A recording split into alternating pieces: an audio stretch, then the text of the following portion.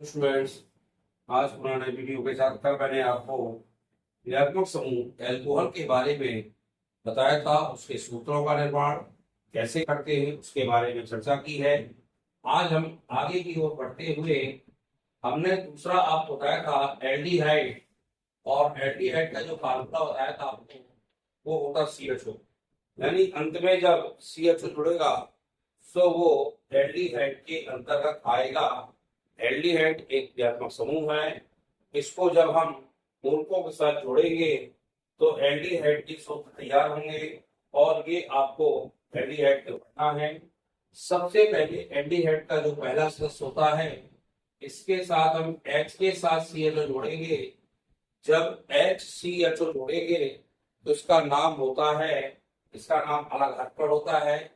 H के साथ जब जुड़ता है इसको फॉर्म पढ़ते हैं, और फॉर्म में एल्डिहाइड जोड़ेंगे तो नाम बनेगा फॉर्मल्डिहाइड। क्या नाम बनेगा? फॉर्मल्डिहाइड इसका नाम होता है। HCHO को फॉर्मल्डिहाइड कहते हैं। ये ध्यान रखिएगा, HCHO क्या कहलाता है? फॉर्मल्डिहाइड। फिर फॉर्मल्डिहाइड हो गया, इसको आपको याद करना पड़ेगा। आखिरकार इसको फॉर्म क्यों नाम दिया गया? क्योंकि फॉर्म का मतलब होता है फॉर्मिका।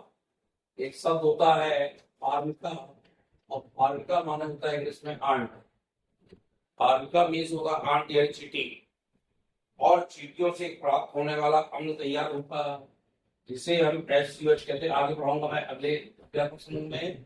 और ये फार्मिक अम्ल कहा गया क्योंकि ये बना है फार्मिका से, और फार्मिका माने होता है आंट। आंट माने चींटी। चींटियों से प्राप्त होने वाला जो अम्ल होता है वह होता है फार्मिक अम्ल। इसको हम फार्मिक अम्ल कहते हैं। ये क्यों कहते हैं इसको हम चर्चा करेंगे बाद में। तो HCHO का जो पहला सदस्य है उसको हम फॉर्मल्डिहाइड कहते हैं। अब आप कहिए सर इसको हाइड्रोजन एल्डिहाइड नहीं कर सकते, तो नहीं कह सकते। इसका चूंकि नाम ही है फॉर्म, और एल्डिहाइड जुड़ेंगे तो नाम बनेगा फॉर्मल्डिहाइड। अब दूसरा सदस्य हमने जोड़ा CH3 जोड़े, और यहाँ हमने CHO लिख दिया तो CH3CHO इसको भी एक एस्टर है, और इसको एसिड कहते हैं। ये एस्टिक अम्ल से तैयार हुआ था इसलिए इसका नाम एसीटैल्डिहाइड है। क्या नाम है? एसीटैल्डिहाइड। मैं आपको बता दूं, जो एल्डिहाइड का कार्बन होता है वह कार्बन भी काउंटिंग में लिया जाता है, यानी गिनती उसकी की जाती है, इसलिए इसको एसीटैल्डिहाइड कहते हैं। इसमें चूंकि दो कार्बन हैं और दो में एथिल बनता है, यदि हम इसको एथिल एल्डिहाइड कहते हैं तो गलत नहीं है, लेकिन इसका एक नाम है एसीटैल्डिहाइड। इसको एसिटैल्डिहाइड के नाम से जानते हैं। अगला सेंस पढ़े हम C2H5CHO, या इसको ऐसा लिख सकते हैं संरचना सूत्र में CH3CH2 लिख सकते हैं ना, तो ऐसा भी हो सकता है। अब इसमें कार्बन की संख्या देखना पड़ेगी। कार्बन की संख्या 2 उसमें दी है और एक एल्डिहाइड का कार्बन है, इसलिए कार्बन की संख्या यहाँ हो गई 3। कितनी हो गई? 3। और 3 में इसको प्रो पढ़ते थे, और इसका नाम होगा प्रोपेल्डिहाइड। क्या नाम होगा? प्रोपेल्डिहाइड। यानी कार्बन की संख्या के ऊपर एल्डिहाइड जोड़ते हैं और इसका नाम प्रोपेल्डिहाइड बनेगा। ये ध्यान रखिएगा। यदि हम आगे बढ़े C3H7 के साथ एक कार्बन ये है तो इसमें 5 कार्बन हो गए, 4 कार्बन हो गए, और 4 में मिलता है ब्यूट। इसका नाम बनेगा ब्यूटैल्डिहाइड। क्या नाम बनेगा? इनके नाम रखना पड़ेगा, थोड़ी याद करना पड़ेगी, वो नोट करते हैं। 4 कार्बन में ब्यूट बनता है और ब्यूट के साथ एल्डिहाइड जोड़ेंगे, लेकिन इसका नाम बनेगा ब्यूट रेल्डिहाइड पढ़ते इसको। इस तरह से आप ध्यान रखिएगा।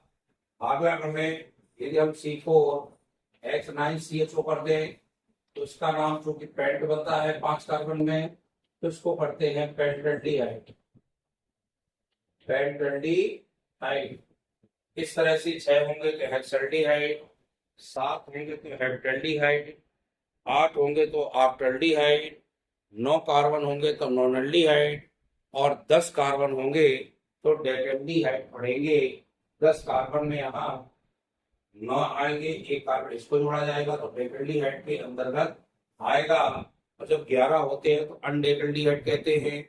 अन लगा देता है उसमें, अन लगा करके डेकेन जोड़ते हैं, डेकेन को लगाता तो बनेगा अनडेकेल्डिहाइड, डोडेकेल्डिहाइड। इस तरह से आगे बढ़ते जाते हैं, इतनी आवश्यकता नहीं है। 5 तक अधिकतम ज्यादा आता है तो इनके नाम यहाँ तक हमको बनना चाहिए। और इस तरह से अब इसकी बात थोड़ी एक और बता दूं मैं आपको, C5H11CHO, तो इसको H पढ़ते हैं और इसका नाम होगा हेक्सेल्डिहाइड। क्या होगा? हेक्सेल्डिहाइड। ये बन गया, कार्बन की गिनती कर दी और कार्बन में 6 हो गए, तो यहाँ आपने काउंटिंग करके लिख दिया। और इस तरह से एल्डिहाइड सदस्यों के नाम बनते हैं। ये साधारण नाम कहलाते हैं। क्या कहलाते हैं? साधारण नाम। बात इनके सूत्र की करें, चूंकि आपके ये अणुसूत्र है। क्या है ये? अणुसूत्र। अणुसूत्र के रूप में एक चीज और आती है, यहाँ चूंकि सी के 3 है, सी के 3 लिख सकते हैं, एच के 6 है, 6 के बाद O लिख सकते हैं। इस तरह से भी लिखेंगे तो ये भी इसका अणुसूत्र है, C3H6O। इसी का मीनिंग लो। अब इसमें कितने हैं? सी के 4 होंगे, एच के 8 होंगे, तो C4H8 को इसको लिख सकते हैं। इसमें सी के 2 है, एच के 4 है, तो C2H4 को लिख सकते हैं। इस तरह से कुछ भी कर सकते हैं। इसमें सी का 1 है, एच के 2, CH2 नाम दे सकते हैं। इस तरह से इनके नाम के अणुसूत्र है। यदि बात इनकी ग्राफिक और संरचना सूत्र की करें, तो ग्राफिक जो बन जाएगा तो संरचना आसान से बन जाता है। जैसे CH3 है, ये इसको ऐसा लिख सकते हैं, एच के 3 है तो हमने 3 लिख दिया, यहाँ CH जोड़ दिया ना, नहीं जोड़ा। और इसको जो संरचना के रूप में लिखे तो ये बन गया CH3 CH2। दूसरा देख लें, सी के 2 है, ये हमने सब में H लगा दिया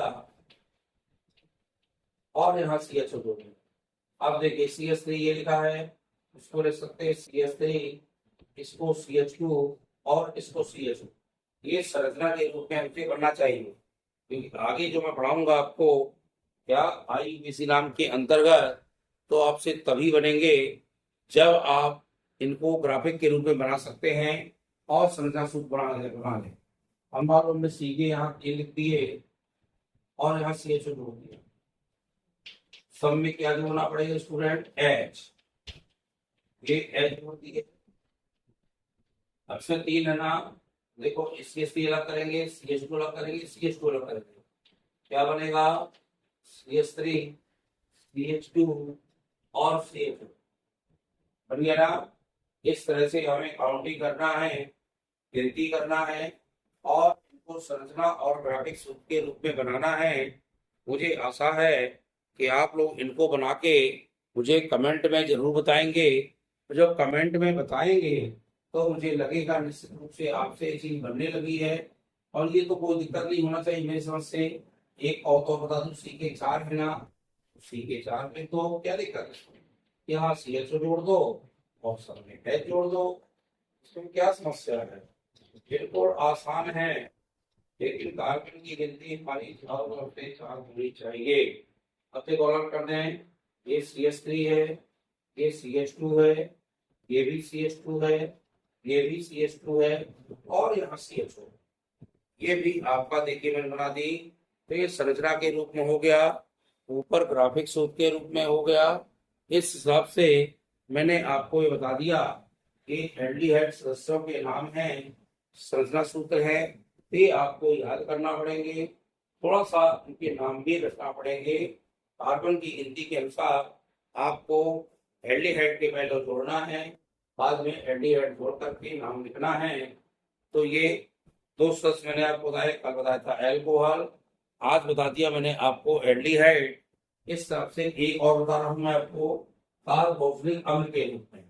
अम्ल देख लें, अम्ल में यहाँ क्या होता है, अम्ल में देखें ये आपका भी एल्डिहाइड बताया है, सेम टू सेम अम्ल के रूप में ऐसे ही आएगा। देखो कैसे आएगा अम्ल में, बता दें हम आपको।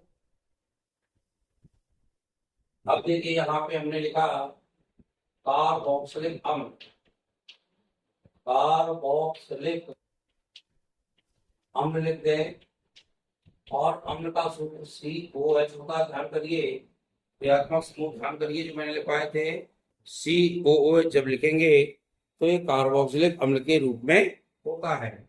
अब इसका सदस्य लिखना शुरू करें। पहला सदस्य आएगा HCOH, दूसरा आएगा CH3COH, तीसरा आएगा C2H5COH, चौथा आएगा C3H7COH, फिर आएगा C4H9COH। इससे आगे बढ़ता जाएगा, बार बार आगे बताने की ज्यादा आवश्यकता नहीं है।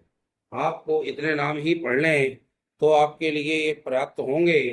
पहले का नाम चूंकि एस से प्रारंभ में देखो तो इसको मैंने फॉर्म बताया था, और इसको पढ़ते हैं फार्मिक अम्ल। चूंकि जो अम्ल है एक चीटियों से तैयार हुआ था, और फार्मिका एक लैटिन भाषा का शब्द है। इसका जब हम हिंदी इंग्लिश में उच्चारण करेंगे तो आंट आएगा। चीटियों से प्राप्त होने वाला अम्ल है वो फार्मिक अम्ल कहलाता है। इनके थोड़ा सा नाम पढ़ना पड़ेंगे। ये एसिडिक है तो इसका नाम पढ़ते हैं एसिडिक अम्ल, क्योंकि ये भी एसिडिक से बना था, एसिटा एस्टर से तैयार होता है, एसिडिक है इसलिए को एसिडिक अम्ल कहेंगे। अब कार्बन की गिनती यहाँ 3 है, 3 में चूंकि 2 बनता है तो इसका नाम बनेगा प्रोपियोनिक अम्ल। नाम लिख लें और इन नामों को याद कर लें, ये भी साधारण नाम है। तो जब आप इनके IUPAC नाम पढ़ेंगे तो आपको और थोड़ा सा दिक्कत आएगी, समस्या तैयार होगी। ये आप देख लें, ये प्रोपियोनिक है। सी के 3-4 हो गया, इसको चूंकि ब्यूट्रिक पढ़ते हैं तो यहाँ में बनेगा ब्यूट्रिक अम्ल। क्या बनेगा? ब्यूट्रिक। ये चूंकि पेंट्रिक अम्ल होगा, 4 कार्बन के साथ एक कार्बन का भी जोड़ा जाएगा और पेंट्रिक अम्ल बनेगा। इस तरह से आपको अम्लों के नाम देना है और इनके भी उसी क्रम में संरचना सूत्र लिखना है। संरचना सूत्र बनना बहुत जरूरी है। ये तो संरचना के रूप में लिखे, इसका ग्राफिक देखें। सी के यहाँ कितने लगे हैं? 3 लगा दो, और ये COH2 इसमें लिखें। सी के 2 है, यहाँ COH है, यहाँ H लगा दें, और H लगाने के बाद संरचना के रूप में लिखें CH3, यहाँ CH2, और ये COH बन गया। या बार बार क्रम में बनाएं और कई प्रकार से तैयार करें और हमसे बताएं कि आपको ये समझ आ गया है, आपसे बन जाएंगे कि नहीं बनेंगे। ना बने तो उसको दोबारा बताओ। यदि सी के हम 3 लिखे, हमने 3 लिख दिया, यहाँ COH जोड़ दें, ये H मेरे साथ बनाए करिए, मैं इसको बनाऊं H H H। अब देखो इसको तोड़ दे अपने यहाँ से, यहाँ क्या लिखेंगे? CH3, इसको CH2, इसको भी CH2, और इसको COH। बन गया ना? चौथे 5वें का तो मेरी समझ से आप स्वयं बनाएंगे, और जब आप बना लेंगे तो आपसे ये अच्छे से बनने लगेंगे। इस तरह से एल्डिहाइड और अम्लों के सदस्यों को आप रफ कॉपी में बनाएं, बना के मुझको कमेंट करके बताएं कि सर हमसे ये बनने लगे हैं, ताकि मुझे आसार हो सके कि आप इनको बहुत अच्छे से आगे बढ़ा पाएंगे और आपसे चीज बनने लगेंगे। मुझे भी बड़ी खुशी होगी कि आपने सीख तो लिया कम से कम। इस प्रकार से आप इनको देखें और रफ कॉपी में बनाने का प्रयास करें। जब रफ में इनको बनाएंगे, बार बार लिखेंगे, इनके नाम लिखेंगे, तो भूलने के चांस खत्म हो जाएंगे, यानी आप इनको भूल नहीं पाएंगे। इस प्रकार से आप बनाइए, और वीडियो अच्छा लगे तो लाइक सब्सक्राइब करें। अच्छा तो लगेगा, ये चीज आप सीख रहे हैं ये मुझे विश्वास है, लेकिन आप इनको सीख करके रफ में जरूर बनाइए। और जो कमेंट करके मैं पूछता हूँ उसको बताएं। आप लोग कमेंट जल्दी नहीं बता रहे हैं, छुट्टियां चल रही, हो सकता है आपका भी मन लगा रहा हो, लेकिन फिर भी आप लोग इनको पढ़ें ताकि आगे समस्या ना हो। इस प्रकार से वीडियो को लाइक शेयर करें, सब्सक्राइब करें। बहुत बहुत धन्यवाद।